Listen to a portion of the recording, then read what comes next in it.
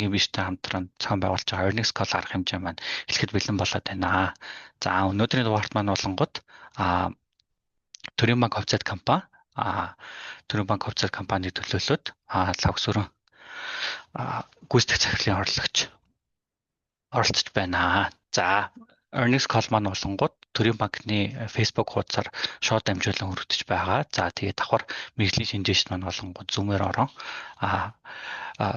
Төрийн банкны 2025 оны үйл ажиллагаа санхүүтэй холбоотой асуултуудыг асуух болно. За тэгэхээр та бүхэн маань лайваар үзэж байгаа оролцогчид маань бас идэвхтэй оролцоод Төрийн банкны үйл ажиллагаа болон цаашдын төлөв байдалтай холбоотой асуултууд байх юм бол нээлттэй асуух боломжтой шүү. За тэгээд earnings call-д оролцож байгаа Төрийн банкны танилцуулга тавина уу гэж урьж байна.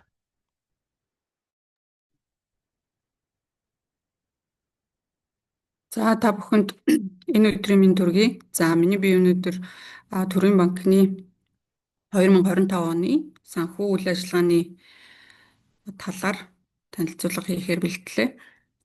За тэгээд презентацийн шеэрлэтгэе.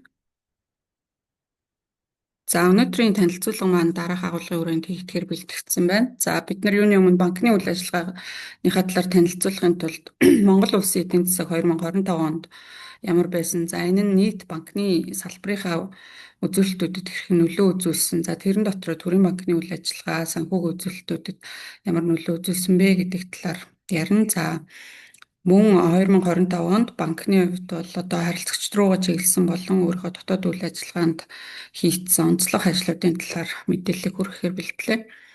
За макро эдийн засгийн үзүүлэлтүүдийн хувьд бол 2025 онд бол нийтдээ эдийн засгийн өсөлт 6.8% гарсан байгаа.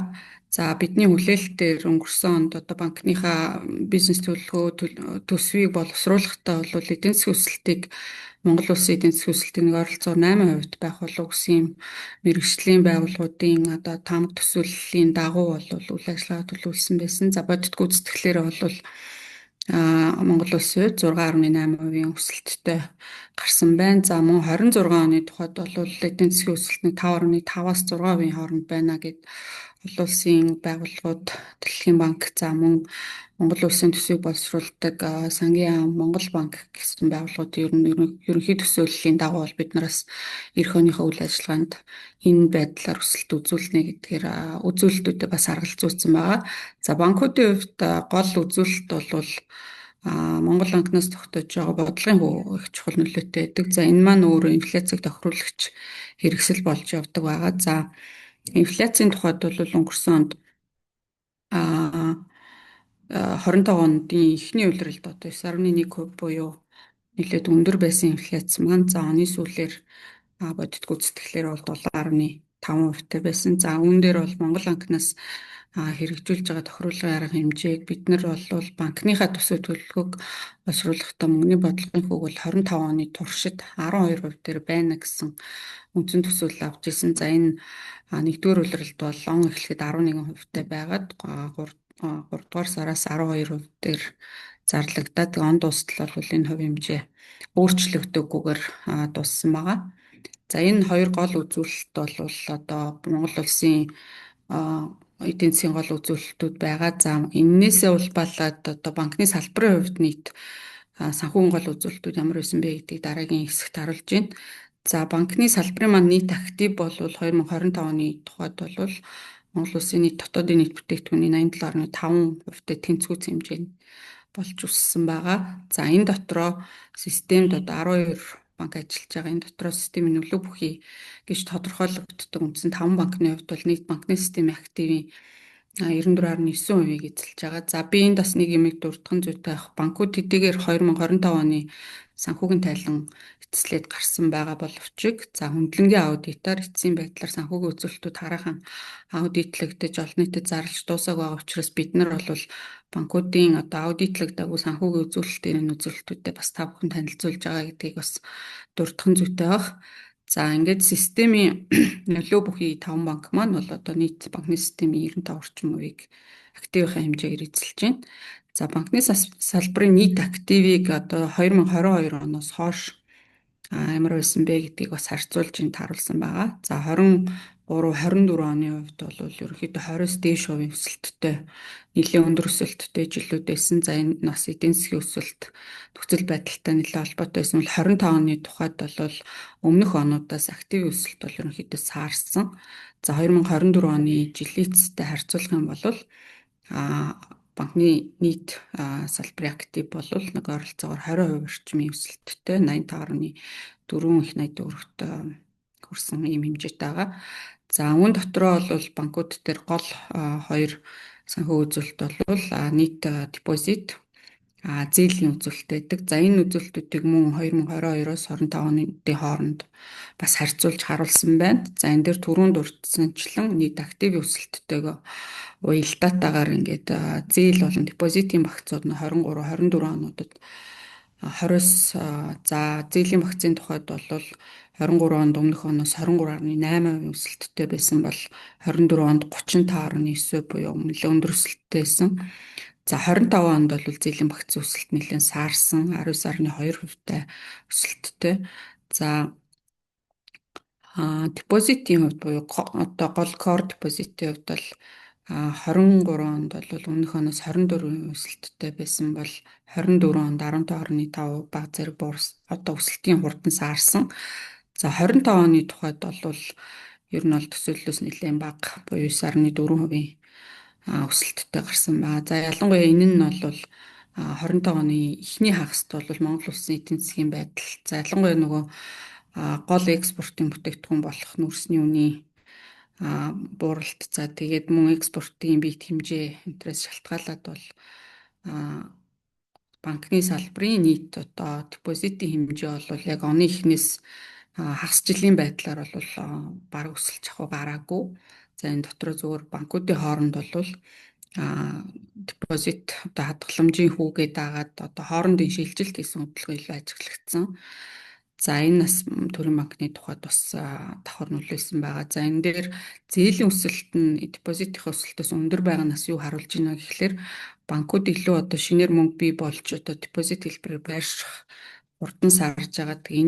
Энээс давсан зээлийн өсөлтийг ерөнхийдөө бол түргэн борлогдох активт байршуулсан. За хөрөнгөнөөсөө зээлдээ байршуулах байдлаар ер нь бол ашиглаж болох актив талынхаа хөрөнгүүдийг илүү зээлдээ даачилж ашиг орлогоо олох тал дээр илүү менеж хийж ажилласан юм дүр зураг бас харагдаж байгаа. За энэ нас төрийн банкны хувьд бас бусад банкудтай бас ижил ийм нөлөөлөл бас үзүүлсэн байгаа. За төрийн банкны тухайд бол одоо гол дүр үзүүлэлтүүдийг та бүхэнд харуулж байна. Нийт активын хэмжээ за 2025 онд бол өмнөх оноос 8.1% өсөлттэй буюу 6.7 их найд төгрөгийн активтай жилийн эцсээр гарсан. За энэ маань бас манай 22 оноос хойш одоо өмнөх 2-3 жилийн үзүүлэлттэй харьцуулаад харах юм бол өсөлтийн хурд бол ерөнхийдөө жоохон саарсан.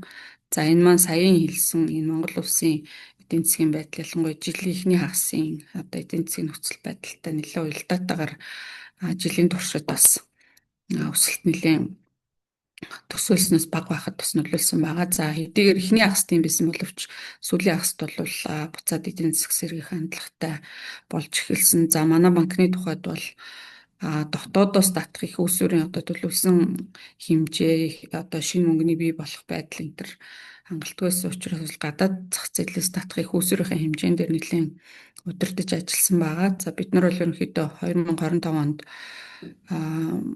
2 дугаар улиралд бол гадаадаас их усүр татах ажлаа төлөвлөөд за хэмжээ бол яг 200 сая долларын бондыг бид нар 3 дугаар улиралд гаргасан. За энэ маань бидний төлөвлөж ирсэнээр бол энэс арай бага хэмжээтэй байхаар байсныгаа бол одоо их усүрийн дотоод их усүрийн дутагдaltaй холбоотойгоор бол гаднаас татах их усүрийн хэмжээнд дээр илүү дайчилж их усүр татъя гэдэг ийм одоо актив бүсийн удирдлагыг хэрэгжүүлсний үүднээс бол за ялангуяа 4-р улиралд бол манай нийт татан төвлөрүүлсэн хөрөнгө зээлийн багц маань одоо оны эхнээс дутуу явж исэн гүйцэтгэлүүдэд бол нэлээд нөхөж төлөвлөсөн хэмжээндээ хүрч оны эцсээр бол гарсан байгаа. За Бусдаас татан төлрүүлсэн хөрөнгийн маань өсөлт бас мөн түрүүнд урьдчилан өмнөх 2 онтойгоо харьцуулахад бол арай бага байгаа. За энэ дээр би сая дурдсантай гол бууралт бол дотоод их усүрийн ялангуяа харилцах хадгаламжийн их усүр бол нэлээд гадагшилсан юм нөлөөтэй байсан. За энийг бид нар гадаад их усүрээр нь хүж одоо бий болгосон. За энэ дээр гол нэг ялгаатай зүйл нь бид нар гадаадаас бол валютаар их усүр татж байгаа. За энэ дээр Монгол улсад одоо 200 сая долларын их усүр орж ирээд бид нар энийгээ төгрөгийн зээлтэй байршуулахын тулд бол Монгол банктай ханширслээ хааж swap хийдэг. За энэ swap-ийн зардал маань бол өнгөрсөн онд нэлээд өндөр байсан нь гаднаас татсан их усрын төгрөг чиглүүлсэн өртгийг өндөр байлгах. За энэ цаашлаад нөгөө банкны хувьд бол их усрын зардлыг нэлээд өндөр байлгахад нөлөөлсөн байгаа. За энэ нь түрүүн бид урьдсан 3 дугаар улиралд бид нар 200 сая долларын бондоо татаж авцраад за энэ мөнгө маань одоо ойролцоогоор 720-30 орчим тэрбум төгрөгийн их усүр байгаа. За энийг бол орж ирсэн даруйд нь 100% одоо зээл байршуулах нь одоо зээл олголтын процессыг амжаа явдаг учраас бид нар яг оны сүүлийн улирал дээр бол зээл олголтоо нэлээд эрчимжүүлж явсан. За их усрын зардал маань бол мөнгө орж ирсэн өдрөөс эхлээд тоологдоод за зээл маань олголт ихсэн өдрөөсөө хойш орлогоо олоод явж байгаа учраас яг том дүнтэй гадаад их усүр орж ирсэн нөлөө маань оны сүүлийн нэг улиралд байсан учраас бас ашигтай ажиллагаан дээр их усрын зардал талтай илүү жин дарсан ашигтай ажиллагаанд сүрэг нөлөөсөн ийм нөхцөл байдал бас харагдаж байгаа. За зээлийн багц маань өнгөрсөн онуудтай харьцуулахад бас арай бага хувьтай. За ялангуяа 24 онд бид нар зээлийн багцыг 44.1% өмнөх оноос өсгөж 3.5 их найд хүргэсэн байсан бол за 25 оны эцсээр бол 4.2 их найд төгрөгийн зээлийн багцтайгаар оныг өндөрлүүлсэн байгаа. За татврын дараах ашигын тухайд бол хувьцаат компани болсноос хойш буюу 22 оноос хойш бол ерөнхийдөө 90-99 одоо 108 тэрбум төгрөгийн орчимд ашиг явж исэн. За энэ оны аудитлагдаагүй ашигын дүн байна 83.3 тэрбум төгрөг байгаа. За энэ дээр бол гол ашигт нөлөөлсөн хүчин зүйлс юу байсан бэ гэдэгт бас тайлбар өгье. За энэ түрүүнд урьдсан swap-ийн зардал өндөр байгаа нь бас их усрын талд их усрын өртөг өндөр байхад нөлөөлсөн. За мөн Монгол банк буюу зохицуулагч байгууллагаас бас заавал ойлгох нөөцийн хэмжээг он эхлээд 1-р сараас эхлээд гадаад валют төгрөг хоёр дээр тус бүр 1 пунктээр нэмэгдүүлсэн маань бидний бас орлого олж болох байсан актива заавал ойлгох нөөцтэй байршуулсантай холбоотойгоор төлөвлөсөн зарим орлогын хэсэг маань энэ дээр зөрүү үүсгэсэн байгаа. За Монгол банкнаас бол банкудад одоо заавал биелүүлэх зохистой харьцаануудын шаардлага тавьдаг. За энэ дотроос хамгийн гол хоёр харьцаа үзүүлэлтүүдийг харуулж байна. За энэ нь бол өөрийн өрөнгийн хүрэлцээний харьцаа. За энэ дээр бол 1-р зэрэглийн өөрийн өрөнгийн зохистой харьцаа Монгол банкнаас тавьж байгаа шаардлага нь бол 12.5% хангах ийм шаардлагатай байдаг. За манай банкны хувьд 25 оны 4-р улирлын байдлаар бол 15.47% зохистой харьцаа хангалттай байгаа. За энэ дээр зохистой харьцааны үзүүлэлт бол яг өнгөрсөн онуудтай харьцуулахад бага зэргийн бууралттай байгаа нь та бүхэн түрүүн тайлбарласан тий зээлийн өсөлт маань өндөр байгаад за өөрийн хөрөнгө дээр маань бид ногдол ашиг олж ил олгоо явж байгаа. За ногдол ашиг олгоогүй үлдсэн дүн хэмжээгээр бол өөрийн хөрөнгийн өсөлт явж байгаа. За тэгэхээр манай одоо бизнесийн маань тэлэлт өөрийн хөрөнгийн органикаар өсөж байгаа өсөлт хоёрын маань хурд бол бизнесийн өсөлт илүү түрүүнд нь хурдан өсөлттэй байгаа учраас энэ дээр олгосон одоо зээлийн өсөлттэй уялдуулаад эрсдлэр жинс активын хэмжээ бол огцом өндөр өсөлттэй явж байгаа маань өөрийн хөрөнгийн харьцаа үзүүлэлтээр бол бууруулах нөлөө үзүүлж байгаа. Гэхдээ бид нар зохицуулагч байгууллагаас тавьсан зохистой харьцаагаа тодорхой хэмжээний бас бага хүртэйгээр ингээ биелүүлээ явж байгаа. За хоёр дахь харьцаа нь бол төлбөр дүрэн гүйцэтгэх чадрын зохистой харьцаа байдаг. За зохицуулагчаас тавьж байгаа шаардлага маань 25% байдаг бол манай банкны хувьд 25 оны эцсээр бол 32.4% биелэлтэй буюу одоо банкны хувьд бол төлбөр дүрэн гүйцэтгэх чадвар хангалттай сайн байна гэсэн юм үзүүлэлттэй байна. За дараагийн хэсэгт бид нэр хувьцааны зарим мэдээлэл, ногдол ашигын талаарх мэдээллийг харуулахыг хүслээ. За манай банкны хувь эзэмшлийн тухайд бол бид нар бусад арилжааны банкудаас ялгаатай нь бол цорын ганц 12 арилжааны банк дотроо цорын ганц төрийн өмчийн оролцоотой нээлттэй хувьцаат компани гэсэн статустай банк байгаа. За манай хувьцаа эзэмшлийн байдал бол 2025 оны эцсийн байдлаар сангийн амны хувь эзэмшил 49.26%-тай, хадгаламжийн даатгалын корпорацийн хувь эзэмшил 45.3%-тай. За олон нийтэд эзэмшүүлсэн хувьцаа маань 11,465 хувьцаа эзэмшигчийн хэлбэрээр 571% хувьцааг эзэмшиж байгаа ийм хувь эзэмшилтэй байна. За доотлын график дээр бол бид нар IPO хийснээс хойш хувьцааны үн ханшны мэдээлэл, за арилжааны итгэх ямар байгаа вэ гэдэгт дээр бас динамик мэдээлэл та бүхэнд бас харуулж байна. За ногдол ашигын тухайд бол банк хувьцаат компани болсноос хойш бол тогтмол ногдол ашиг хуваарлж ирж байгаа. За 22 оны ашигаас бол 23 онд бид нар за нийт цэвэр ашигынхаа 49.4%-тай тэнцэх хэмжээгээр ногдол ашиг хуваарлах шийдвэр гаргаад нэгж хувьцаанд 63.7 төгрөгийн ногдол ашиг олгож ирсэн. За энэ маань ногдол ашигын өгөөжийн хувьд бол 9.5%-тай байсан бол 23 онд бол нийт ашигынхаа 52.7%-ийг ногдол ашигт хуваарлах шийдвэр гаргаад за нийтдээ 49.9 тэрбум төгрөгийг нэгж хувьцаанд 66 төгрөг 20 мөнгө хуваарлж олгосон. За энэ маань ногдол ашигын өгөөжийн хувьд бол 12%-тай.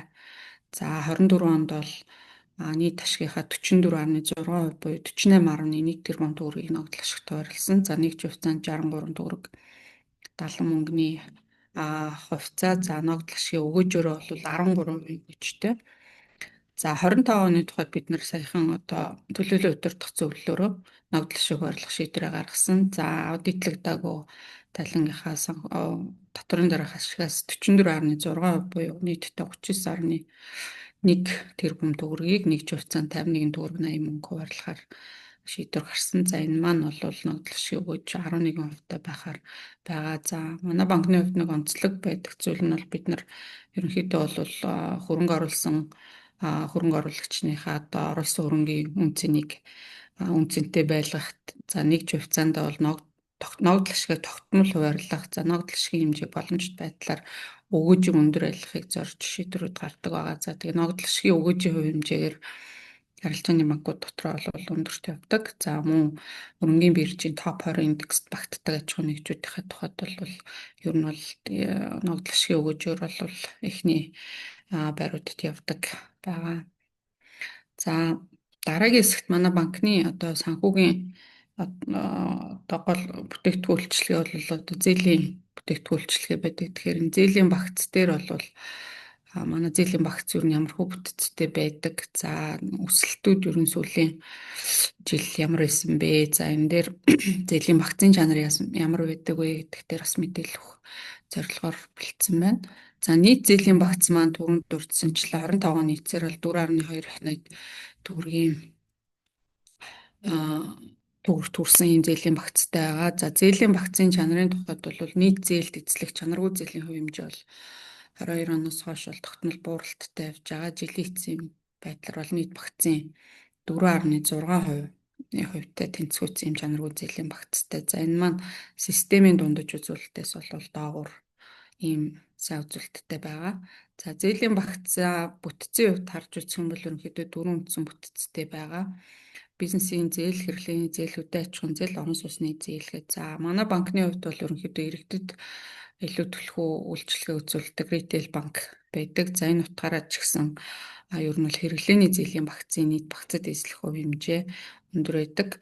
За мөн одоо орон даяар салбар сүлжээтэй дэд бүтцтэй энэ банкны хувьд бол хөдөө аж ахуйн зээл бол манай банкны зээлийн багц дээр бол бас томоохон бүтц эзэлдэг. За орон сууцны зээл дээр бол өөрийн их усрын болон төрөөс хэрэгжүүлж байгаа хөнгөлөлттэй орон сууцны төсөл хөтөлбөрүүдийг бас давхар хэрэгжүүлж явдаг. За бизнесийн зээлийн тухайд бол ерөнхийдөө нийт одоо харилцагчийн бүтцээ аваад үзэх юм бол одоо 90 орчим хувь нь иргэд, за 10 орчим хувь нь бол бизнесийн байгууллагууд байдаг. За тэдгээрт одоо нийт олгосон зээлийн хэмжээ бол 672.5 тэрбум төгрөгийн ийм үзүүлэлттэй. За ер нь бол зээлийн багцууд бол аль аль төрөл дээрээ нэлээд өндөр байгаа. За хөдөө аж ахуйн зээлийн багцын хувьд бууралттай байгаа дээр бас төрөөс хэрэгжүүлж байгаа төсөл хөтөлбөрүүд дээр бол төрийн хэмжээ оролцоотой банк гэдэг утгаараа бид нар нэлээд төлхөө оролцоотой явдаг. За энэ дээр гол хэрэгждэг хөтөлбөр бол хөдөө аж ахуйн чиглэлээр за мөн орон сууцны ипотекийн зээлийн хөтөлбөр дээр бас нэлээд оролцоотой явдаг. За хөдөө аж ахуйн зээлийн хувьд бол шинэ хоршоо хөдөлгөөний хүрээнд хоршооны малчны зээлийн хөтөлбөр бол 2024 оноос хэрэгжсэн. За энэтэй холбоотой 24 онд бол манай хөдөө аж ахуйн зээлийн багц ойролцоогоор 500 тэрбум төгрөг төр төслийн зээлийн багцаар бол тэлсэн байгаа. За бусад хэсэг нь бол манай өөрийн хөөсөөр болгодог зээлүүд бас явдаг. За тэгээ энэ зээлүүдийн манай эргэн төлөлтүүд бол 25 онд улирлын чанартай жилд 2 удаагийн төлөлттэй байдаг учраас тухайн хөтөлбөр бол 24 онд хэрэгжиж дууссан учраас энэ жил бол тухайн төслийн зээлүүдийн төлөлтүүд нэлээд орж ирж байгаа. Тэрнтэй холбоотой хөдөө аж ахуйн зээлийн багц дээр бол эргэн төлөлтөөрөө бууралтууд бас ажиглагдсан юм байгаа. За манай банкны хувьд бид нар өмнөх earnings call-ууд дээрээс дурдсанчлан ер нь бол ногоон хөгжлийг дэмжих доктортой хөгжлийн одоо 17 зорилтод нийцсэн үйл ажиллагаануудыг дэмжих чиглэлээр үйл ажиллагаагаа нэлээд анхаарч өөрийн одоо банкны дотоод үйл ажиллагаа болон банкны бүтээгдэхүүн үйлчлэлийн дээр бол энэ асуудлуудаа нэлээд сайн анхаарч явж байгаа. За энэтэй холбоотойгоор бол нийт зээлд эзлэх доктортой хөгжил чиглэсэн зээлийн багцаа бол Монгол улсын зорилт болох одоо 2023 онд нийт банкуд нийт зээлийн багцынхаа 10%-ийг ногоон зээлийн багцаар бүрдүүлнэ гэсэн энэ зорилтын хүрээнд бас бид нар дунд хугацааны төлөвлөлтөө хийгээд явдаг. За энэ дээр бол манай нийт зээлийн багцад эзэлж байгаа доктортой хөгжил чиглэсэн зээлүүдийг бол харуулсан байна. За нийтдээ оны эцсээр бол 384.6 тэрбум төгрөгийн доктортой хөгжил чиглэсэн зээлийн багцтай үүн дотроо бол яг ногоон зээл нь бол 117 орчим тэрбум төгрөгийн ийм үзүүлэлттэй байна. За энэ оны ихэнтэй харьцуулах юм бол бараг 2 дахин их ийм үзүүлэлт байгаа. За энэ дээр бас бид нар дараагийн хэсэгтэр товч дурдахаар ер нь бол доктортой хөгжил чиглэсэн энэ төрөл бүрийн бүтээгдэхүүнүүдийг шинээр гаргах ажлуудыг нэлээд гаргаж байгаа. Энэ дээр бол зээлийн бүтээгдэхүүнүүдэд бас нэлээд төрөлжүүлсэний үр дүнд бол зээлийн багцыг нэмэгдүүлж чадсан. За мөн 4-р улирал татсан 200 сая $ын ногоон бондын маань 50 сая $-тай тэнцэх хэмжээний их үүсвэрийг бол бид нар энэ ногоон болон доктортой хөгжил чиглэсэн зээлийнхаа бүтээгдэхүүн төсөл хөтөлбөрүүдийг санхүүжүүлэхэд зарцуулна гэсэн учраас бид нар бол их үүсвэр талдаа нэлээд хангалттай их үүсвэртэй болсны үндсэн дээр бас зээлийн багцаа тэр хэмжээнд нийтэд одоо санал болгодог арилжааны зээлүүдтэйгээ харьцуулахад арай бага хүүтэй ийм зээлүүдийг шинэ бүтээгдэхүүнүүдийг гаргах хүчин бүтээгдэхүүнүүд дээр бас одоо төрөлжүүлэх ийм ажлуудыг хийсний үр дүнд бол доктортой хөгжил чиглэсэн зээлийн багцаа бол нэлээд сайн нэмэгдүүлж чадсан юм жил байсан. За өнгөрсөн жилд бид нар одоо шинээр зах зээлд нэвтрүүлсэн шинэ бүтээгдэхүүн үйлчилгээнүүдийн мэдээллүүдийг та бүхэнд бас харуулж байна. За энэ дээр онцлоод бас дээдлийн одоо мөрөнд байгаа хэсгүүд бол одоо түрүүнд урьдсан ногоон болон доктортой хөгжлийг дэмжиж чиглэсэн зээлийн бүтээгдэхүүнүүд дээр илүү анхаарсан байгаа. За ногоон бэлтгэн нийлүүлэгчийн зээлийн шинэ бүтээгдэхүүнийг зах зээлд нэвтрүүлсэн.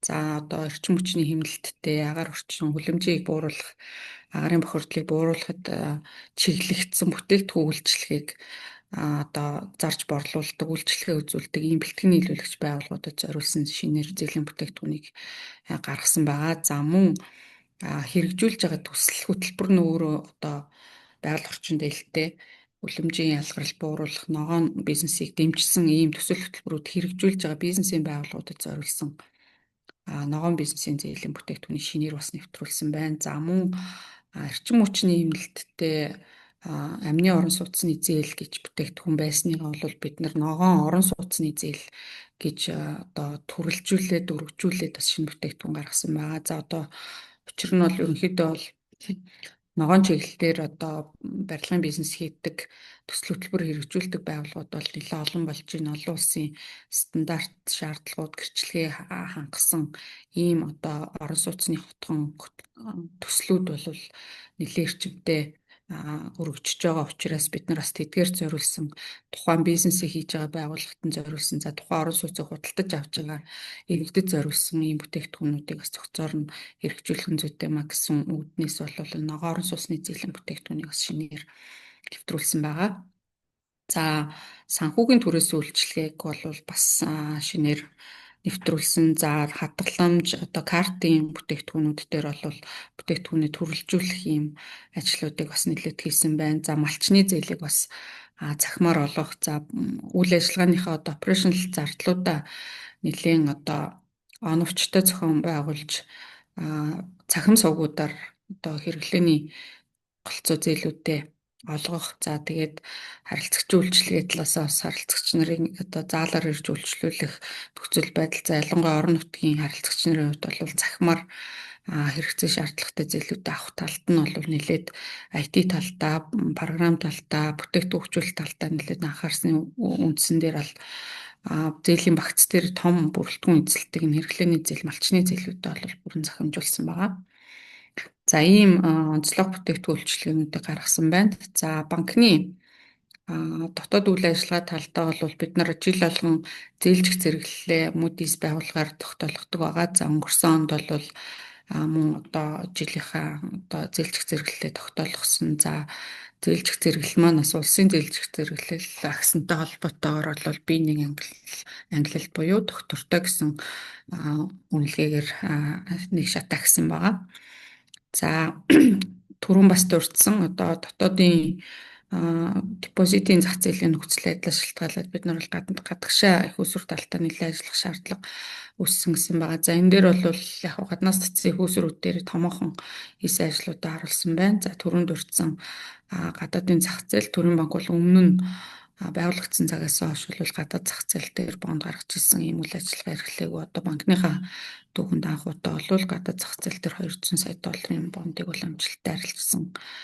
За Каргил олон улсын байгууллагаас бол 45 сая $45 их усрыг бас амжилттай татсан байгаа.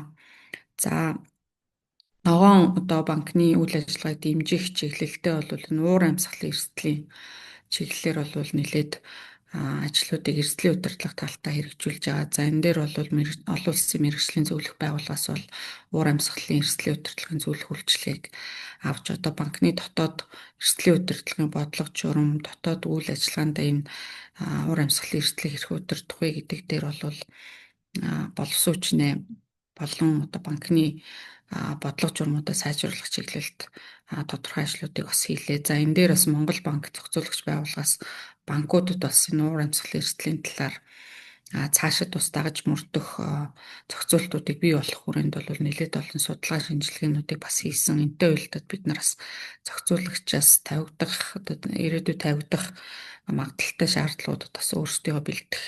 За ялангуяа уур амьсгалын эрсдэл дээр бол банкны зээлийн багцын томоохон хэсэг болох өдөө аж ахуйн зээл бол энэ уур амьсгалын эрсдлээс нэлээд хамааралтай том бүтц байдаг учраас бас энэ дээрээ анхаарах чиглэлд бол гол ажлуудыг бас хийлээ. За нэлээд олон улсын стандартуудыг дотоод үйл ажиллагаанд нэвтрүүлсэн байна.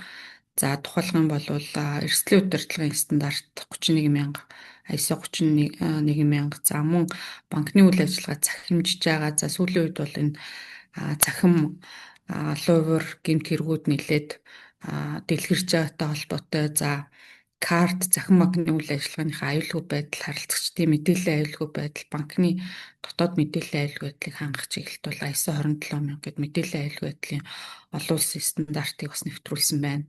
За хөдөлмөрийн аюулгүй байдал, эрүүл ахуйн ISO 45001 гэсэн стандартыг мөн нэвтрүүлж байна. За банкны банк бол одоогийн байдлаар бол нийтдээ 489 салбар нэгжтэйгээр Монгол улсын бүх аймаг сум За Улаанбаатар хотын бүх дүүргүүдэд ингээд 489 нэгжтэй үйл ажиллагаа явуулж байна. За өнгөрсөн онд бол бид нар ерөнхийдөө энэ салбар нэгжийг оновчтой бүтэцгэн байгуулалтаар ажилуулах чиглэлд бол нэлээд их судалгаа шинжилгээнүүдийг хийсний үр дүнд бол зарим нэгжүүдээ бол захим нэгж болгож өөрчлөн зохион байгуулах ийм ажлуудыг хийсэн. За тэгээд захим нэгжүүдийг бол шинээр бүтэцгэн байгуулалтыг өөрчилж захин нэгжүүдийг шинээр бий болгосон байгаа. За ногоон төсөл хөтөлбөрүүд доктортой одоо санхүүжилт за доктортой үйл ажиллагаануудаа нэлээд анхаарч ажилласны үр дүнд бол бас энэ чиглэлээр бол нэг тодорхой шагналуудыг бас өнгөрсөн онд авсан байна. За түрүүнд урьдсан ер нь ногоон бизнесийн зээл, ногоон орон сууцны зээл, ногоон амны орон сууцны зээл линк бүтээгдэхүүнүүдээр бол бид нар энэ байгаль орчны яам, за барилга хотын олдын яам гэх мэт байгууллагуудтай нэлээд хамтын ажиллагаатай ажилладаг. За энэ дээр бол энэ идэвх зүтгэлтэй ажиллаж байгаа шинэ бүтээгдэхүүн үйлчлэгээр бас энэ бизнесүүдийг дэмжиж байгаа, иргэдийг дэмжиж байгаа гэдэг үр дүнг маань үнэлээд Монголын ногоон барилгын хүрээлэнгээс ногоон барилгын манлайлагч байгууллага гэсэн шагналыг бас банкнд хүртээсэн байгаа. За мөн тэр бүм мод зангаас бол 2025 оны төсөл хөтөлбөр санхүүжүүлэгч шилдэг дэмжигч банк гэсэн шагналыг бас авсан байна. За ингээд ерөнхийдөө бол базаад манай 2025 оны санхүүгийн гол үзүүлэлтүүдэд маань үзүүлсэн нөлөөллүүд онцлог зүйлс юу байсан бэ гэдэг талаар за банкнда харилцагч руугаа чиглэсэн болон банкны дотооддоо хийж хэрэгжүүлсэн онцлог гол гэсэн ажлуудыг та бүхэн танилцуул дуслаа. Тэгээд анхаарал хандуулсанд баярлалаа. Тэгээд асуулт хариултын хэсэгтээ бас асуултанд хариулъя. За танилцуулга тавьсан лавсурын захиралтай баярлалаа. За шинжээчдээс маань асуултууд ирсэн байна. Лайв дээр бас асуулт ирсэн харагдаж байна. Тэгэхээр яг асуулт хариултын хэсэг рүү орохоос өмнө яг Zoom call-д орж байгаа шинжээч нартай сануулхад та бүхэн маань бас асуулт хариултын хэсгээр асуултаа үлдэхээс гадна raise hand товчон дээр дараад бас шууд лавсурын захирлаас сонирхож байгаа асуултаа асуух боломжтой шүү гэдгийг сануулж хэлэх гэсэн юм аа. За тэгээд ирсэн асуултуудаа нэг нэгээр нь асуугаад явъя гэж бодож байна. За хамгийн ихэнд болохоор энийг асууж гэж бодож байна. Ерөнхийдөө 2026 оны эдийн засгийн төлөв байдлын төсөөлөл хуваалцсан уу гэж байна. За тэгээд яг банкны салбарын хувьд болонгууд яг оны ихэнд бас нэг тэгээс Монгол банкнаас болон за тэгээд банк усууд дээр бас ер нь хэрэглээний зээлийн хумигтай холбоотой бодлогын зохицуултууд хийгдсэн байгаа. Тэгэхээр ер нь таны бодлоор яг төрийн банкны хувьд ер нь тийм Монгол банкнаас хийсэн өөрчлөлтүүд нь ямар нөлөө авчрах вэ? Тэгээд бас төрийн банк маань иргэд рүү бас илүү чиглэсэн үйл ажиллагаатай байгаад байгаа болохоор бас энэ чиглэл дээр ер нь зээлийн өсөлт юмнууд ямар хөө байх вэ гэдэг талаар эхлээд ярилцвал. За баярлалаа. За 2026 оны тухайд бол бид нар төсөв төлөвлөгөө юмдаа бол тодорхой төсөөллүүдийг бас авч тусгасан байгаа. За 26 оны тухайд бид нар бол Монгол улсын эдийн засгийн өсөлтийг бол нэг 5.5-аас 6% хооронд байх болов гэсэн төсөөлттэй байгаа. За инфляцийг бол нэг ойролцоогоор 8% дээр байх болов. Үнэтэй уялдаад бол Монгол банкнаас одоо энэ Монгол банкны одоо шинэ ерөнхийлөгчийн хийж байгаа уулзалтууд за Монгол банкуд дээр бид нар бас тодорхой хэмжээгээр мэдээлэл солилцоод явж байгаа хүрээндээ бол Монгол банк энэ ондоо ер нь мөнгөний хатуу бодлого үргэлжлүүлж явах юм төлөв байдалтай байгаа. За бид нар бол 26 оны төлөвлөлт дээр бол мөнгөний бодлогын хүүг 12% дээр хിവэр хадгалагдах болов оны туршид гэсэн ийм хүлээлттэй байгаа. За энэ дээр үндэслээд бас үйл ажиллагаануудаа нэлээд төлөвлөж байна. За Монгол банкнаас гаргаж байгаа энэ бодлогын шийдвэрүүд ялангуяа үр орлогын харьцааны энэ чангалсан энэ үр нөлөө бол мэдээж банкны бол хэрэглээний зээлийн багцаа тодорхой хэмжээгээр нөлөө үзүүлнэ. За тэгвэл бид хэд бол ерөнхийдөө эх хонд зээлийн багцын бүтцээ төлөвлөхдөө илүү одоо бизнесийн зээлийн багцаад хэлэх ийм чиглэлд харж байгаа. За Бизнесийн зээлийн багц дотроо бол ерөнхийдөө яг бид нар нөгөө ногоон төсөөлөх төлбөрүүдэд чиглэсэн томхон төслүүдийг санхүүжүүлэх чиглэлд бол бизнесийн зээлийн багцаа ногоон чиглэлд нь илүү төлхөө төлөвлөж байгаа. За хэрэглээний зээлийн багц дотор яг манай банкны хувьд бол бас энэ түрүүс явуулж байгаа тэтгэвэр халамжийн нэлээд дийлэн хэсгүүд бол манай банкар дамжиж явдаг. За энэ нь бол ерөнхийдөө бол нөгөө банкны дэд бүтцтэй орон нутагт олон салбар нэгжтэй энтэй бас уялдаатай байдаг. Тэгэхээр хэрэглээний зээлийн багц дээр ерөнхийдөө яг нэг жилийн туршид харахад нэг 2-3 үе дээр илүү эрэлттэй болж эхэлдэг. За энэ дээр бол цагаан сарын өмнө бол нэлээд хэрэглээний зээлийн багц тэлдэг. За ялангуяа тэтгэврийн зээлийн багцын тэлэлт бол цагаан сарын өмнө за тэгээд намар одоо хичээл сургууль цуглахын өмнө бол хэрэглээний зээлийн эрэлтүүд нэлээд ихсдэг. Тэгэхээр бид нар ерөнхийдөө үр орлогын харьцаа хангасан иргэдтэй бол хэрэглээний зээлийн багцаа одоо энэ онтойгоо дүүцхүүц хэмжээнд төсөлттэйгээр олгоод явна гэж харж байгаа. Зээлийн эрэлт бол нэлээд байдаг. За үр орлогын харьцаа бол өнгөрсөн оноос нөгөө шатараатай чангалаад явж байгаа. Тэгээд 50%-аад 45% болгосон. Энэ дээр бол яг хуу эрэлт бол байна. Банкны хэрэглээний зээлийн багцыг тэгж огцом одоо бууруулах хэмжээнд том нөлөөтэй байна гэж харахгүй байгаа. За тэгээд дагаад бас яг хуу бас банк бус санхүүгийн байгууллагууд дээр за санхүүгийн зохицуулах хорооноос бас энэ үр орлогын харьцаан дээр банкудтай харьцуулахад арай сулхан явуулдаг. Тэгвэл бас сая Монгол банкны шийдвэрийг дагаад тэд нар дээр ч гэсэн бас тодорхой хувь хэмжээгээр энэ үр орлогын харьцааны шаардлага бас чангарч байгаа шүү гэлээ. За энэ яг нэг талаасаа нөгөө харилцагч нарыг бас санхүүгийн үрийн дарамтанд оруулахгүй гэсэн одоо нийт орлогынхоо тодорхой хувийг өөрийнхөө одоо амьдрах хэрэгцээнд зарцуулах хит их санхүүгийн дарамтанд оруулахгүй гэсэн бодлогын зохицуулалт гэж харж байгаа. Тэгээд бид бол энэ дээр эрхчил бол хэрэглээний зээлийн багцаас энэ нөлөөгөөр тодорхой бууралт байх ч гэсэн бид нар энийг бизнесийн зээлийн багц дээр илүү нөхөж явна гэсэн юм бодолтой байгаа. За хөдөө аж ахуйн зээлийн тухайд бол бас муу ярьсан. Ер нь бол төлөлт бол хавар ноос ноолуурын үеэр бол ер нь малчны зээл нэлээд төлөгддөг. За дараа нь өвөл нөгөө мах бэлтгэлийн үеэр бол нэлээд зээлийн багц төлөлт орж ирдэг. За тэгээд зүрөөд бас саяын дурдсан үеүүдэд бол малчны зээлийн эрэлт нэмэгддэг ийм байгаа.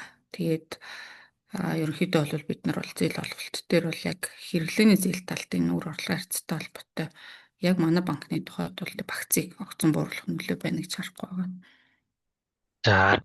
За маш дэлгэрэнгүй хариулж өглөө баярлалаа. За дараагийн асуулт нь болохоор за 2025 оны гүйцэтгэлийг одоо яг менежментийн зүгээс буюу одоо тий төрийн банкны удирдлагын хувьд ерөнхийдөө юу гэж дүгнэж байгаа вэ? За тэгээ 2026 оны одоо бас яг энэ санхүүгийн гүйцэтгэлийн зорилтууд ер нь ямар зорилтууд тавьж ажиллаж байгаа вэ тий? За тэгээд яг уу бас ерөнхийдөө яг энэ 26 оны төлөв байдалтай холбоотой асуултууд байгаа болохоор нэгтгэд асуучих гэж бодож байна. Тэгэхээр ер нь тэгэхээр санхүүгийн хувьд ямар зорилттой байгаа гэсэн дээрэс нь бодгууд яг 2026 оны хувьд зээлийн өсөлтийн хүлээлт ер нь бас хэрэг байгаа бай. Тэгэхээр аль бас нөгөө нэг юу гэдэг сегментийн зээлүүдийг голлон дэмжиж фокуслж ажиллах вэ гэсэн асуулт байна. Тэгэхээр яг та түрүүнд хариултан дээр дурдчих шиг болоо илүү бизнесийн зээлүүдийг бас дэмжиж багцаа нэмэгдүүлж ажиллана гэж байна. Тэгэхээр энэ дээр бас арай жоохон дэлгэрэнгүй хариулаад өгвөл. За 2025 оны гүйцэтгэлийн тухай санхүүгийн гүйцэтгэлийн тухайд бол бид актив зээл татан төлрүүлсэн хөрөнгийн хувьд бол төлөвлөсөн хэмжээндээ бараг хүрсэн. За 98-аас 100% гүйцэтгэлтэй байгаа. Өөрсдөө төлөвлөжсөнтэй харьцуулах юм бол за ашигын тухайд бол бид нар дээр түрүүн гол нөлөөлсөн хоёр зүйл бол swap-ийн гаднаас цэцэн их усүр дээр үзүүлсэн swap-ийн зардлын нөлөө. За ер нь бол баг татсан зардалтайгаа тэнцвүүц хэмжээний swap-ийн зардал нэмээд ер нь дотоодд төгрөгч илчиж байгаа хүртэл нэлээд өндөр болж байгаа. За энэ манай ашигт ажиллагаанд яг нөгөө бонддоо босгосон цаг хугацааны хувьд 9 сарын сүүлээр байсан. За тэгэхээр бондын мөнгө маань одоо их усрын зардал нь бол 25-ны 4-р улиралд бол бүтэн одоо 200 сая доллартай тэнцэх хэмжээнийхээ бондын өөрийнх нь хүү болон сувбахаа зардлыг төлөө явсан гэсэн үг. Тэгэхээр зээл талдаа бол мэдээж зээл олголт тодорхой давтамж цаг хугацааны дараалттай бичиж бид нар 720 тэрбум төгрөгийнхөө одоо зээл олголтоо гүйцэх учраас орлого талдаа хугацааны жоохон хоцрогдолтой байсан учраас энэ нэг хугацааны гэп маань одоо дөрөвдүгээр улирлын тухайд бол ашигт их усүр талтаа бол жоохон дарамттай болсон. За тэгээд түрүүнд өртсөн бас яг төлөвлөж ийсэнтэй харьцуулах юм бол заавал ойлгох нөхцөлийн хувь хэмжээг бол бид нар Монгол банк оны эхнээс ингээд төгрөг валют дээр тус бүрдэн нэг пунктээр нэмэгдэн гэж төсөөлөөгүй байсан. Тэрнтэй харьцуулахад бол орлого олдог активын зарим хэсгийг ялангуяа үнцаасанд байршуулж бодлогын үгээр орлого олох байсан. Зарим хэсэг маань бол заавал ойлгох нөхцөд байршиж төлөвлөж исэн орлогоос бол тэр хэмжээгээр бас одоо гүйцэтгэл арай дутуу байх ийм гол хоёр нөлөө үзүүлсэн. За 2026 оны тухайд бол бид нар нийт актива 7.2 их 80 төгрөг хүргэнэ гэсэн төлөвлөгөөтэй байна. За нийт зээлийн багцыг бол 4.6 их 80 төгрөг хүргэх төлөвлөгөөтэй байгаа.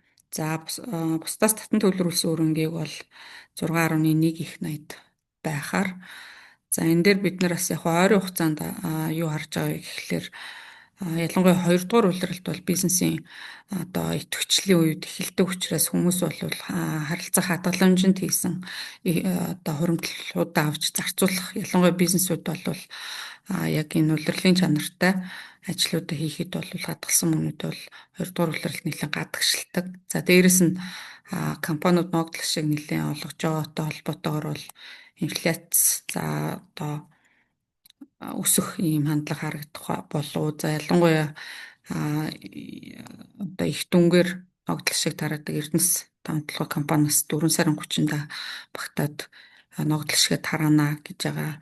За энэтэй холбоотой бас манай дээр харилцах хугацаагүй хадгаламж дээр их усрууд дээр бас тодорхой хэмжээний гадагшлах урсгал харагдах байх гэсэн ийм төсөөлөлтэй байгаа.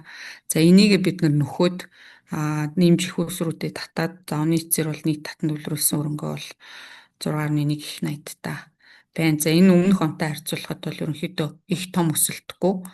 За нэг ойролцоогоор 100 тэрбум орчим ил зөрүүтэй байхаараа тэгтээ орох гарах урсгалаа тооцож үзэхэд бол 2 дугаар улиралд нэлээд гарах урсгал байх болов. Тэрийг бид нар дотоод гадаад их усрээрээ нөхөд ямар ч байсан депозит дээр бол бууралт үзүүлэхгүй гэж үзэж байгаа. За ашгийг бол бид нар 26 онд бол 24 оны гүйцэтгэлээсээ ерөнхийдөө 20 орчим хувийн өсөлттэйгээр буюу 100 тэрбум төгрөг орчимд ашигтай ажиллана гэсэн дотоод зорилттой явж байна. За зээлийн багцын тухайд ерөнхийдөө бол манай банкн дээр бусад банкудаас нэг онцлогтой байдаг юм. Бид нар бол эрсдэлд суурилсан удирдлагыг нэлээд хэрэгжүүлдэг. За энэ дээр бол зээлийн багц дээр төвлөрлийн эрсдэл үүсэхгүй байх үүднээс бол нэг зээлдэгч болон түүнд хамааралтай этгээд доолох зээлийн хэмжээг бид нар зээлийн бодлогоор 5 тэрбум төгрөгөөс дээшээ байлгадаг. Энэ утгаараа манай дээр байгаа корпорат харилцагч нар бол яг одоо том бизнесүүд гэхээсээ илүү жижиг дунд бизнес эрхлэгч нар компаниуд манай дээр илүү харилцагч байдаг. Тэгэхээр одоо корпорат банкудтай харьцуулах юм бол бизнесийн зээл олголтын хэмжээ бага. Гэхдээ операшн талдаа бол мэдээж өгдөө одоо нэг зээлдэгч 100 тэрбум төгрөгийн зээлийг нэг судалгаагаар судлаад олох. Манай дээр 5 тэрбум төгрөгийн хязгаарлалт мөрддөг учраас 20 зээлдэгчид зээл судалж олох гэдэг дээр бол бид нарт яг одоо зээл судлах үйл ажиллагааны хувьд бол зардал талдаа бол жоохон зардалтай байх гэдэг. Тэгэхээр жижиг дунд бизнес эрхлэгч нарт чиглэсэн зээлүүд илүү төлхөө олгогдох бах. Орон сууцны зээлийн тухайд бол ерөнхийдөө бол түрүүс хэрэгжүүлж байгаа орон сууцны ипотекийн зээлийн хөтөлбөр бол энэ хэмжээгээр үргэлжлэнэ гэж тооцож байгаа. Тэгээ энэ дээр та бүхэн бас мэдж байгаа их усрын 80% Монгол банк 20% банк өөрөө санхүүжүүлж энэ хөтөлбөр явуулдаг. Тэгэхээр Монгол банкнаас бол сар болгон ямар хэмжээнд манай банкар дамжуулж энэ ипотекийн зээл олгогдох вэ гэдэг мэдээлэл ирдэг учраас бид нар тэр хуваарлсан их усүртэнд үзүүлээд өөрсдөө 20% их усүрийг нэмж гаргаад ингээд ипотекийн зээл хөтөлбөр маань үргэлжлээд явах бах. За тэгээд бидэд ерөнхийдөө бас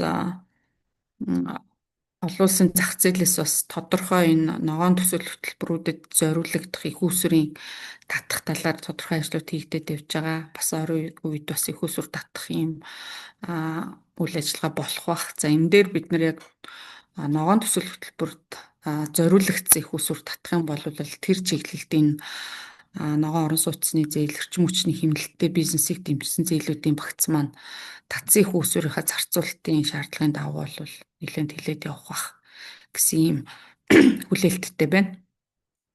За тэгээд түрүүн бас төрсэн байгаа нөгөө төрөөс явуулдаг төсөл хөтөлбөрүүд бол нэлээд явдаг. Энэ уламжлалт хөтөлбөрүүд нь бол ихэвчлэн нөгөө хөдөө аж ахуйн бизнесийн чиглэлд байдаг. За ноос нуулуурыг дэмжсэн, газар тариалан дэмжсэн, малчтыг дэмжсэн гэсэн ийм хөтөлбөрүүд бол уламжлал явдаг. Тэр нь 2 дугаар улиралд илүү их хэрэгждэг байгаа. Тэгэхээр энэ 2 дугаар улиралд бол энэ төслийн зээлийн багц маань бас энэ явагддаг уламжлалт хөтөлбөртэй холбоотойгоор бас багцын хэлэлт явагдана гэж бас харж байгаа. За баярлалаа. За дараагийн асуулт нь болохоор яг энэ стратегтэй холбоотой асуулт юм. Тэгэхээр нийлүүлээд асуучих гэж бодож байна. Тэгэхээр ойрын 3-5 жилийн одоо дунд хугацааны стратеги зорилт нь ямар байгаа вэ гэж асуусан байна. Тэгээд ер нь одоо энэ актив өөрийн хөрөнгөө өсгөх стратегтэй ажиллаж байгаа тохиолдолд тийм ногдол ашигын тогтмол өндөр хувиар тараах нь хэр зүв бэ? Одоо энэ хэрэгжүүлж байгаа стратеги ер нь цаашид өөрчлөх юм уу? Ийм төлөвлөгөө байгаа юу гэсэн асуулт байна. За энэ их зүйтэй асуулт байна. Ер нь бол бид нар зохистой харьцааны шалгуур үзүүлэлтийг Монгол банкнаас бол банк болгонд өөрсдөд нь тогтоож өгдөг. Тэгээд түрүүн харуулсан 1-р зэрэглэлийн өөрийн хөрөнгийн хүрэлцээний үзүүлэлтийг манай банкны тухайд бол 12.5%-аар хангах шаардлага тавьдаг. За тэгвэл энэ дээр нэмээд Монгол банкнаас бас давхар зохицуулалт хэрэгждэг нь юу гэдэг вэ гэхлээр банкуудыг хүндрэлт орохоос нь сэргийлж докторжуулах төлөвлөгөө гэсэн ийм дотоод төлөвлөгөөтэй байхыг шаарддаг байгаа. Тэгээд энэ төлөвлөгөөний гол зорилго нь юу вэ гэхээр зохицуулагчаас тавьсан яг тэр заавал хангах ёстой шаардлага руу хүрэхээс өмнө тодорхой бафертай юм урьдчилан сэргийлэх төвшин гэдгийг барьж ажиллаа гэсэн ийм шаардлага тавьдаг байгаа. Тэгэхээр ер нь бол 12.5-аас дээшээгээ харьцаа бид нараас дотоод хэдийгээр Монгол банкны аль биесээр ингээд зарласан харьцаа биш ч гэсэн банкны дотоод төлөвлөгөөгөөрөө бас бафертай харьцаа харж явдаг. Тэгээ энэ дээр харах юм бол 22 оноос хойш бол манай бизнесийн тэлэлт бол нэлээд сайн явцсан, актив нэлээд өссөн байгаад байгаа маань яг өөрийн хөрөнгийн хүрэлцээн дээр бол яг нэлээд доошлуулсан юм үзүүлэлт ирж байгаа нь юу хэлээд байгаа гэхээр цаашид бол өөрийн хөрөнгөө нэмэгдүүлэх хэрэгцээ байна. Эсвэл яг энэ одоогийн байгаа өөрийн хөрөнгөдөө тохирсон хэмжээнд бизнесийн удирдаа зэлийн багц актива бол барьж ажиллах одоо юу гэдэг маркет ширийг томруулахгүйгээр яг өөрийнхөө хөрөнгөд тохирсон хэмжээнд хамгийн боломжтой ашигтай хамгийн үр дүнтэй ажиллах гэсэн юм хоёр сонголтын өмнө ер нь бол дунд хугацаанд бид нар очихоор байгаа. За тэгэхээр ер нь хувьцаа эзэмшигчдийн зүгээс бас энэ ногдол ашиг хуваарлах шийдвэр гаргахтаа төлөөлөл удирдах зөвлөлийн зүгээс хараад байгаа зүйл нь юу вэ гэхлээр цаашид бид нар бас цаашдынхаа бизнесийн өсөлтөд дэмжих хүрээнд дунд хугацаанд хийгдэх гэж байгаа хөрөнгө оруулалт за банкны бизнесийг хэлэх үйл ажиллагаанд зориулж ногдол ашгийг бас байнга юм одоо нийт ашигынхаа 40-50 орчим хувьд ингээд олгоод явах уу гэдэг дээр бол байнга одоо ногдол ашигын шийдвэр гаргахад бол яриад явдаг. За бид нар дунд хугацаанд нэг ер нь юу гэж харж байгаа гэхээр та бүхэн ч гэсэн ер нь бас тодорхой хэмжээр мэдээлэлтэй байгаа. Бид нар IPO хийх үед 100% төрийн өмчт банк байсан. За IPO хийх үед бол улсын хурлаас ямар шийдвэр гарч ирсэн бэ гэхлээр 2022-оос 23 онд төрийн банкны нийт хувьцааны 20 хүртэлх хувийг үе шаттайгаар олон нийтэд эзэмшүүлэх гэсэн шийдвэр бол тухайн үед гарсан. За тэгээд бид нар бол энэ дээр үе шаттайгаар гаргах гэдгийг эхний үе шатн дээр бол 571% олон нийтэд санал болгосон байгаа. За энэ дээр бас нэг юм дурдахад зүйтэй нь юу вэ гэхлээр бид нар төрийн өмчийн оролцоотой байгууллага учраас төрийн болон орон нутгийн өмчийн тухай хуулийг давхар дагаж мөрдөх үр хүлээдэг. За тэр хуулийн дээр ерөнхийдөө ямар зохицуулт өгдөг гэхээр төрийн эзэмшлийн компани 5% хувьцааны 5%-аас дээшээ нэг этгээд эзэмшихийг хориглосон залт байдаг. Тэгэхээр яг манай банкны тухайд ингээ бусад банкнуудаас ялгаатай байгаад байгаа юм бид нар хөрөнгө оруулагч нарт одоо банкныхаа хувь эзэмшлийг санал болгоход одоо нэг хүн бол ер нь бол тэр хуулийн дагуу нэг хуулийн этгээд эсвэл иргэн тэр хуулийн дагуу 5%-аас дээш эзэмших ийм боломжгүй байгаад байгаа. За тэгээ бид нар энэ үлдсэн одоо 20 хүртэл хувиа гэхээр одоо 571-ийг гаргацсан учраас одоо 14.29%-ийг гаргах боломж биднэрт нээлттэй байгаа. За энийг бас нэг дор гаргах уу эсвэл нөгөө дахиад үе шаттай гэсэн учраас одоо энэ заавал дагаж мөрдөх ёстой хууль журмуудтай нийцүүлээд баг багаар гаргаад явах уу гэдэгт дээр бас хувьцаа эзэмшигчдийн хурлаараа энийг хилцэн шийдвэрлэх юм хэрэгцээ шаардлага бас байгаа. За хоёрт нь бас нэг дурдах юм нь яг уу саяын нэг 1429 нэмж хувьцаа гаргах юм бол энэ хэмжээрээс манай өөр нэмэгдэж цаашаа бас бизнесийн төлөлтөд орон зай гарч ирэх илүү орон зай гарч ирэх юм боломж үүснэ. За хоёр дахь нь бас та бүхэн хэвлэл мэдээллээр оны өмнө бас нэлээд явсан харсан бах засгийн газраас ерөнхийдөө болон төрийн өмчийн бодлого зохицуулалтын газраас ерөнхийдөө төрийн өмчт компаниудын тодорхой хувь эзэмшлүүдийг Монголын хөрөнгийн биржээр дамжуулаад мэргэжлийн олон улсын хөрөнгө оруулагч нар санал болгох гэсэн ийм асуудал өндөгдөд. За энэ дээр бол энэ асуудал эцсийн шийдвэр бол Монгол улсын их хурлаар гарах ёстой байдаг. Өмнө нь бас тодорхой парламентын үед энэ шийдвэрүүд гараад явж исэн. За манай 20 хүртэл хувийг олон нийтэд эзэмшүүлэх шийдвэр ч гэсэн 2022 онд мөн улсын их хурлын баталсан үндсэн чиглэлд орж батлагдсан байдаг.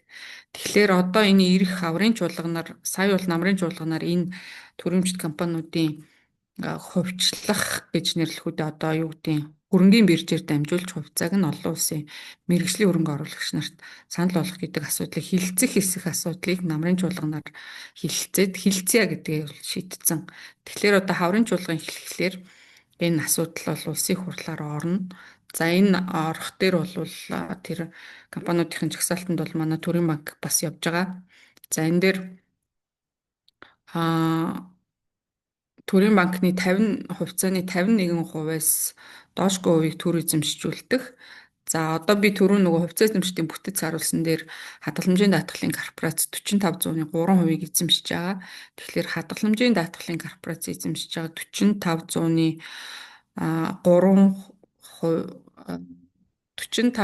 3 хүртэлх хувийг хөрөнгөний биржээр дамжуулж олон улсын мэргэжлийн хөрөнгө оруулагч нар санал болгох гэдгээр энэ их хурлын тогтоолын төсөл бол явж байгаа. Тэгэхээр энэ асуудал их хурлаар ороод шийдвэр гарах юм бол манай хувьцаа эзэмшигчдийн бүтцэд өөрчлөлт орох асуудал яригдж таарна. Одоо хадгаламжийн даатгалын корпорацийн тодорхой хувийг мэргэжлийн хөрөнгө оруулагч нарт санал болгох уу эсвэл бүтнээр нь санал болгох уу гэдэг нь бол энэ шийдвэрээс хамаарна. За хоёрт нь түрүүний миний дурдсан хэрвээ олон улсын мэргэжлийн хөрөнгө оруулагч нар санал болгоно гэх юм бол тэдний одоо сонирхол татгууц хэмжээнд хувь эзэмшил байхгүй бол энэ асуудал хэрэгжих нь бодит практик дээр хэрэгжих нь хүндрэлтэй болно. Тэгэхээр бидний харж байгаагаар бол тэр төрийн бол орон нутгийн өмчийн тухай хууль дээр байгаа. Төрийн эзэмшлийн компани 5%-аас дээш хувийг нэгтгэж эзэмшиж болохгүй гэсэн энэ хуулийн залтанд өөрчлөлт орж иж энэ мэргэжлийн хөрөнгө оруулагч нар за тэр нь заавал олон улсынх ч байх албагүй дотоодын мэргэжлийн хөрөнгө оруулагч нар ч гэсэн ядчил одоо юу гэдэг хяналтын багцын хэмжээнд одоо Монголын компани тухай хуулиар бол 34%-аас дээшээ байж ич энэ хөрөнгө оруулах сонирхол энэ төр нь үүсэх болов гэсэн байдалтай харж байгаа. Тэгээд мэдээж энэ их хурл дээр яригдж байгаа асуудал дээр тэр дагалдах хуулиуд дээр байгаа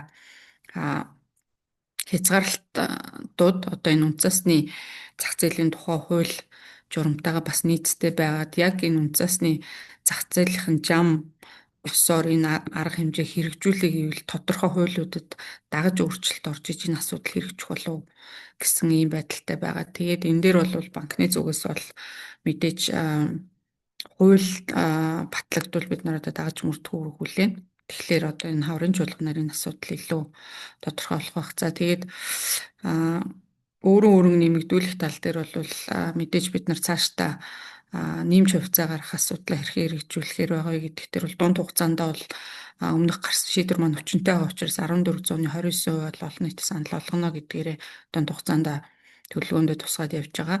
За тэгээд одоо энэ хаврын чуулганаар гарах шийдвэр маань бас энэ нэмж хувьцаа гаргахаар өмнө гаргасан улсын хурлын тогтоол маань хүчинтэй хэвээр үлдээд хадгаламжийн даатгалын корпорацийн хувь эзэмшлийн асуудлаар зөвхөн шийдвэр гарах нь үгүй юу гэдэг дээр бол бид нар бас юм хүлээлтийн байдалтай байгаа. Тэгээд шийдвэрүүд эцсийн байдлаар гараад ирэх үед бол ямар арга замаар яаж хэрэгжүүлэх вэ, ямар хугацаанд хэрэгжүүлэх үү гэдэг хөтөлбөр дагаж бас батлагдчихэж энэ ажил хэрэгжихээр байгаа. Тэгэхээр бид нар бол ямар нэгэн байдлаар ер нь бол дунд хугацаанд бол өөрийн хөрөнгөө нэмэгдүүлнэ гэсэн тэр нь яг ямар арга замаар байх вэ гэдэг маань бас энэ зохицуулагч байгууллагын шийдвэрээс хамаарахаар байгаа учраас яг одоо бол тодорхой юм байна, ийм байхаар байна гэж хэлэх нь арай эрт байна гэж бодож байна.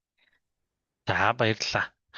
За ерөнхийдөө асуулт хариултын маань хэсэг маань нэлээд урт хугацаанд 30 гаруй минут үргэлжлээд явж байна. Тэгэхээр сүүлийн нэг асуултыг аваад лавх сүрэн захиралтанд одоо хуцаа эзэмшиж болоо.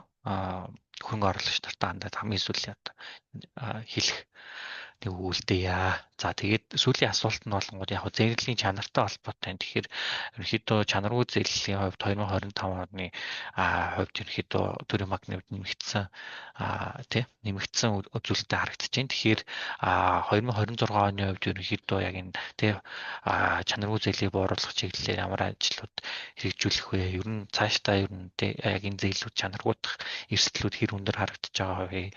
Тэгээд одоо яг өнгөрсөн жил чанаргуутсан зээлүүдийн хувьд одоо яг ямар хуу зээлүүд илүү чанаргуутсан бай. Тэн дээр одоо юу гэдэг хэрэглээний зээлүүд гэдэг ч юм уу, бизнесийн зээлүүд илүү чанаргуутсан гэдэг ч юм уу. Энэ дээр сүүлийн асуултад хариуллаа. Тэгээд босох гэж бодож байна. За чанаргүй зээлийн багцын тухайд яг нөгөө саяын түрүү үзүүлсэн график дээр нэгдүгээр улиралтай харьцуулахад өссөн юм шиг харагдаад байгаа. Бид хэд бол ерөнхийдөө зээлийн бодлого дээр нийт зээл дэслэх чанаргүй зээлийнхаа хувь хэмжээний хязгаарууд байдаг. За жил болгон зээлийн эрсдлийн аппетитийг төлөөлөл удирдах зөвлөлөөр батлаад тэрэн дотроо зээлийн бүтээгдэхүүн тус бүр дээр барих хязгааруудаа бас батлаад явдаг. Тэгэхээр сүүлийн 3 жил бол онлайн нийт зээлд эзэлж чанаргүй зээлийн хувь хэмжээгээрээ ч тэр мөнгөн дүнгээрээ ч тэр тогтмол буралттай явж байгаа.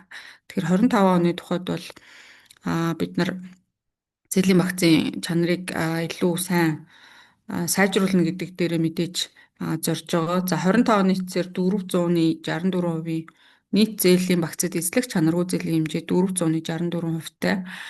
За мөнгөн дүнгээрээ 191 тэрбум орчим төгрөгийн чанаргүй зээлийн багцтай байгаа. За тэгээд энийгээ бол мэдээж сайжруулна. 26 оны эцсээр бол 4.6% дээрээ барина гэдгээр. Гэхдээ нөгөө талдаа зээлийн багц маань бараг 500 тэрбум төгрөгөөр тэлэхээр байгаа. Тэгээд банкуд дээр ерөнхийдөө бол яг хуу эдийн засгийн нөхцөл байдал хэцүү болоод ирэх үед, ялангуяа инфляци нэмэгдэх үед хүмүүсийн нэг худалдаа авах чадвар буурахлаар дагаад зээлийн эргэн төлөлтөн дээр бас цалин орлого нь тэр хэмжээгээр дагаж нэмэгдэхгүй бол зээлийн эргэн төлөлтөн дээр хүндрэл учрах тийм байдал бас харагдах гэдэг. Тэгэхээр бид нар бол энэ дээр зээлийн багцынхаа нийт эзлэх хувь хэмжээг нэмэгдүүлэхгүй. За яг хуу зээлийн эрсдлийн сангийн тухайд бас хөрөнгө оруулагч нар маань бас мэргэжлийн усуд байгаа учраас бас нэг зүйл би бас дурдхан зүйтэй авах гэж бодож байгаа. Бид нар банкуд Монгол банк болон сангийн амнаас баталсан актив ангилах эрсдлийн сан байгуулах, зарцуулах журмын дагуу зээлийн эрсдлийн сан байгуулж явдаг. Банкуд санхүүгийн тайлангаа аудитлуулахдаа санхүүгийн тайлгналын олон улсын стандартын дагуу аудитаа бас хийлэгдэг байгаа. За тэгэхээр энэ дээр бол олон улсын санхүүгийн тайлгналын дагуу зээлийн эрсдлийн сан дээр бол санхүүгийн тайлгналын олон улсын стандарт 9-ийн дагуу зээлийн эрсдлийн сан байгуулах аргачлал нь Монгол банкны баталсан аргачлалаас бол ялгаатай байдаг. Энэ дээр бол банкуудын яг энэ СТОВС 9-ийн дагуу тооцсон эрсдлийн сан, Монгол банкны журмын дагуу тооцсон эрсдлийн сан хоёр төр тодорхой зөрүү үүсэж явдаг. Буюу Монгол банкны журам бол илүү чанга журам байдаг. За тэгэхээр бид нар бол эрсдлийн санг бол Монгол банкныхаа журмын дагуу байгуулад явж байгаа буюу яг олон улсын стандарттай харьцуулах юм бол илүү дүнгээр байгуулж явдаг байгаа. Тэгэхээр бид нар зээлийн эрсдлийн тухайд бол манайд бол зээлийн ялангуяа бизнесийн зээлүүд дээр бол 5 тэрбум төгрөгийнхээ хязгаарлалттай холбоотойгоор бол тухайн зээлдэгчдэр өндөр хэмжээний exposure баг үүсдэггүй. Стовсын дагуу бол нөгөө багцын үнэлгээ, зээлийн багцын үнэлгээ буюу яг зээлийн бүтээгдэхүүн болгоноор нь ерөнхийдөө эрсдэх магадлал нь өнгөрсөн жилүүдэд ямар байна? За өнгөрсөн жилүүд түлэгдсэн хэмжээнүүд нь ямар байна? Алдагдал нь ямар байна гэдгээр харж иж стовсынхоо сангийн тохируулах дээр зөвлөгөө өгдөг. Тэгэхээр бид нар нөгөө олон улсын нэр хүнд бүхий аудитын байгууллагаар тогтмол аудитлуулж явж байгаа. Тэгээ жил болгоны аудит дээр бол бид нар эрсдлийн сангийн хэмжээ бол олон улсын стандартын дагуу байгуулах эрсдлийн сангийн хэмжээнээс илүү дүнгээр Монгол анхны шаардлагын дагуу сан байгуулаа явж байна гэдэг ийм дүгнэлтүүд авдаг байгаа учраас бид нар зээлийн эрсдлийн тал дээр бол энэ жил 2026 онд бол нийт эзлэх чанаргүй зээлийн хэмжээгээ бууруулна. За цэвэр дүнгээрээ бол нэг оролцоогоор зээлийн багц маань 500 тэрбум төгрөгөөр нэмэгдэх байгаа эдээ ч чанаргүй зээлийн хувь хэмжээг бол 4.6% байрна. За мөнгөн дүнгээр нь бол нэг 10 орчим тэрбум төгрөг бууруулна гэсэн юм цэвэр зөрүүгээр нь бууруулна гэсэн юм төлөвлөгөөтэй ажиллаж байгаа. За асуултын тухайд юм байна. За тэгээд бидний бас Earnings Call-ын маань цаг ингээд дуусч байгаа учраас би одоо өнөөдрийн лайв маань хүлээж аваад банкны маань үйл ажиллагаа санхүүгийн үзүүлэлтүүдтэй танилцсан мэргэжлийн одоо хөрөнгө оруулалтын байгууллагын хүмүүстэй бас оролцсон талархлаа гэж хэлмээр байна. За тэгээд хөрөнгө оруулагч нартай бол төрийн банкны тухайд бол бид нар IPO их үедээ та бүхэн танилцуулж ирсэн санхүү одоо дунд хугацааны стратеги төлөвлөгөө санхүүгийн үзүүлэлтүүдэд бол танилцуулж байх үеийнхээс илүү сайн хэмжээнд бол гүйцэтгэлтэй ашигт ажиллагааг бол нэлээд өндөр хувьтай удирдах ажиллаж байгаа. Тэгэхээр цаашдаа ч гэсэн хөрөнгө оруулагч нарынхаа оруулсан хөрөнгийн өр өгөөжийг улам үн цэнтэй байлгах, за тогтмол хэмжээнд өгөөж хүртэх, за банкны үйл ажиллагааг бол үр хөрөнгийнхөө хэмжээнд хамгийн ашигтай байх, хамгийн үр ашигтай байх чиглэлд бол үргэлжлүүлэн ажиллана гэдгийг бас хэлмээр байна. Тэгээд анхаарал хандуулсанд баярлалаа. За баярлалаа. Бидний урилга хүлээж авч Earnings Call-д оролцсон төрийн банкны хамт олон болон Лаос хүрэн захиралтаа баярлалаа. Оролцсон бүх оролцогчид болон онлайнаар үзсэн бүх үзэгч нартаа бас баярлалаа гэж хэлье. Тэгээд дараагийн Earnings Call-д оролцгаая. Баяртай.